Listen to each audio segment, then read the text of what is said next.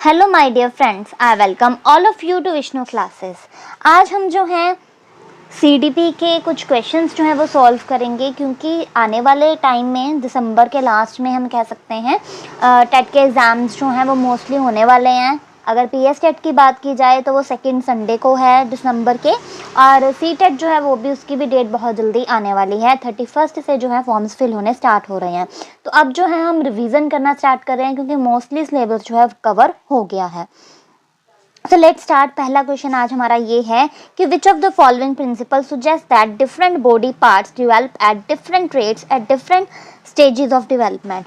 कौन सा जो है कौन सा प्रिंसिपल हमें सुजेस्ट करता है कि जो डेवलपमेंट है वो अलग अलग स्टेजेस में होती है। तो सबसे पहला जो है, हमने अगर बाई चांस ये क्वेश्चन आया और आपको नहीं आता तो आपने क्या करना है, उस अकॉर्डिंगली जो है हम तैयारी करेंगे ताकि इजीली जो है एग्ज़ाम क्रैक हो जाए। तो सबसे पहले जो अगर डेवलपमेंट की बात है और वहाँ पे यूनी वर्ड आ गया है, ठीक है, तो वो तो पहले ही जो है वो नहीं होगा आंसर। क्यों? क्योंकि जो डेवलपमेंट है वो मल्टी डायमेंशनल होती है। आपने जो है ये याद रखना है कि डेवलपमेंट क्या है, मल्टी डायमेंशनल है। तो इसी तरीके से आपके ये दोनों जो हैं एक्सक्लूड हो गए कि ना ही ये आएगा डेवलपमेंट इज़ यूनी डायमेंशनल और ना ही ये आएगा डेवलपमेंट इज़ यूनिडायरेक्शनल। ठीक है, अब देखो ये क्वेश्चन थर्ड पॉइंट है कि डेवलपमेंट इज कॉन्टिन्यूस प्रोसेस। ये प्रिंसिपल है कि जो डेवलपमेंट है वो क्या है, कॉन्टिन्यूस है, क्योंकि डेवलपमेंट होती ही रहती है। फिर है fourth, direction of development is proximodistal and cephalocaudal. अब इसका मतलब क्या है कि पहले जो हम पहले स्पाइनल कॉर्ड की जो है डेवलपमेंट होती है जो सिफेलोकॉर्डल है, और प्रोक्सिमोडिस्टल का मतलब होता है कि पहले सेंटर जो है वो डेवलप करता है और फिर बाकी के जैसे फिंगर्स हो गए, बाकी के बॉडी पार्ट्स हो गए। तो इसी तरीके से अगर हम इस क्वेश्चन के अकॉर्डिंग देखें तो पहले दो तो ऑप्शन हमने पहले ही एक्सक्लूड कर दिए थे। डेवलपमेंट जो है वो कॉन्टिन्यूस होता है, लेकिन इन्होंने जो है डिफरेंट बॉडी पार्ट्स पे जो है बात की है। सो डिफरेंट बॉडी पार्ट्स के बारे में कौन बात करता है, प्रोक्सिमोडिस्टल एंड सिफेलोकॉर्डल। ठीक है, तो इसका आंसर क्या आएगा, इसका आंसर आएगा डेवलपमेंट इज प्रोक्सिमोडिस्टल एंड सिफेलोकॉर्डल। ये क्यों आएगा? क्योंकि कॉन्टिन्यूस प्रोसेस तो है लेकिन इसमें बॉडी पार्ट्स की बात नहीं होती। ठीक है, होप ये क्वेश्चन आपको समझ में आ गया होगा। फिर जो है हम अगले क्वेश्चन की बात करते हैं, विच of the following statement is correct. अब हमने क्या देखना है कि इनमें से कौन सी स्टेटमेंट सही है। If I talk about first statement, then childrens development take place in a socio cultural context. Socio cultural context कौन सा होता है, जो सामाजिक और सांस्कृतिक होता है। ठीक है, बच्चे की डेवलपमेंट जो है वो क्या कह रहे हैं कि समाज के अकॉर्डिंगली और संस्कृति के अकॉर्डिंगली होती है। अगर हम सेकंड की बात करें तो वो है childhood is a period that can be divided into 10 distinct stages. Childhood जो है, इन्होंने कहा है कि 10 जो है स्टेजेस होते हैं इसके, ऐसा नहीं होता। एक होता है प्री चाइल्डहुड और एक होता है पोस्ट चाइल्डहुड। ठीक है, तो ये तो है पहले ही एक्सक्लूड हो गया। अगर हम इसकी बात करें तो 10 स्टेजेस जो हैं वो नहीं होती। थर्ड ऑप्शन की अगर हम बात करें, childrens thinking is not influenced by social interaction. आप खुद सोचो कि अगर हम बातचीत कर रहे हैं तो क्या हम प्रभावित नहीं होंगे? जितना हम दूसरे से बात करेंगे उतना ही हम उससे क्या होंगे, प्रभावित होंगे। तो ये याद रखना है, क्या येस लिखा है, कहाँ पे नो। कई बार क्या होता है कि हम पढ़ लेते हैं कि इन्फ्लुएंस्ड बाय सोशल इंटरेक्शन और गलत कराते हैं, तो कहाँ पे नोट लिखा है ये बहुत ज़्यादा जो है आपने देखना है। तो ये भी क्या हो गया, एक्सक्लूड हो गया। अब बात करते हैं फोर्थ वाली ऑप्शन की, वो क्या है, childrens development is solely determined by genetics.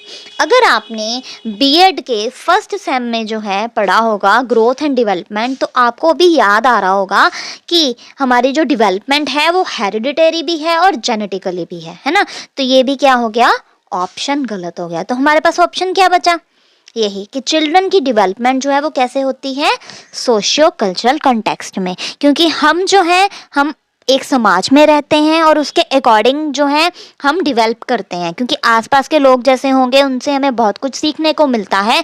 हमें अपने समाज से, हमें अपनी कल्चर से बहुत ज़्यादा सीखने को मिलता है, और उसी तरीके से हमारी जो है डेवलपमेंट होती है, वही कुछ हम सीखते हैं।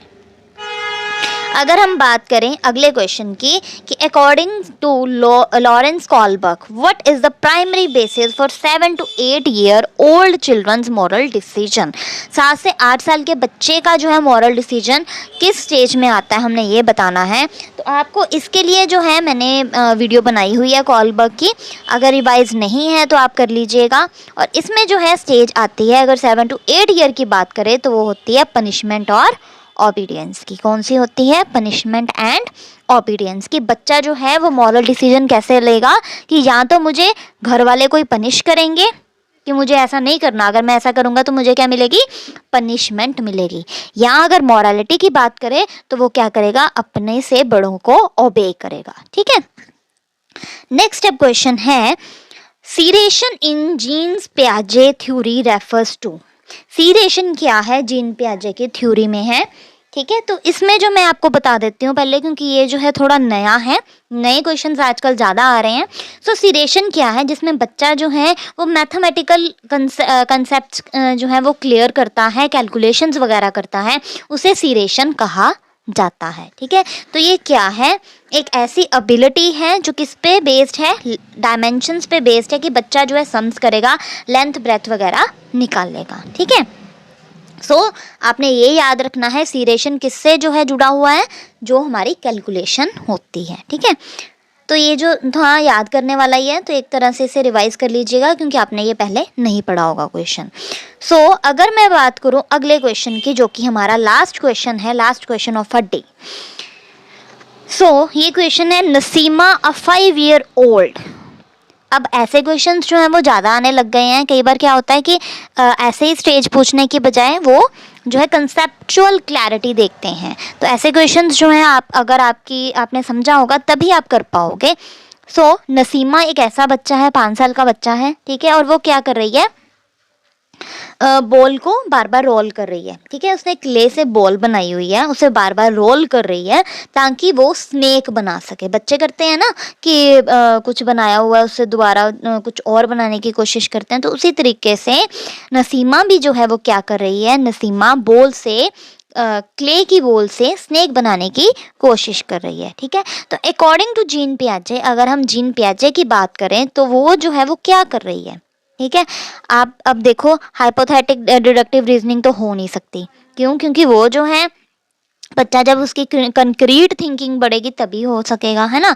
तो वो नहीं हो सकती। ठीक है, फिर अगर हम बात करें ट्रांजिटिव इन्फ्रेंस की, तो इसमें कुछ चेंज भी मतलब चेंज कर रही है, लेकिन वो इतना कुछ भी ज़्यादा चेंज नहीं कर रही, सिर्फ वो अभी क्ले को मोल्ड करने की कोशिश कर रही है। मीन्स कि ये उससे छोटी स्टेज है। ट्रांजिटिव इन्फ्रेंस मीन्स कि जिसमें बच्चा थोड़ा बहुत एब्स्ट्रैक्ट लगाना शुरू कर देता है।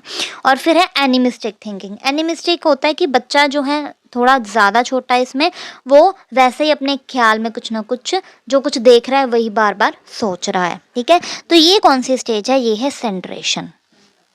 सेंट्रेशन स्टेज है कि जिसमें वो एक चीज़ को बनाने की कोशिश कर रही है। ठीक है, जो भी उसके पास पड़ा हुआ है उससे वो कुछ और जो है बनाने की कोशिश कर रही है। वो क्या है? सेंट्रेशन। उसका मेन मकसद क्या है कि अब उसने पहले तो बॉल तो बनी हुई है, अब उसने क्या बनाना है?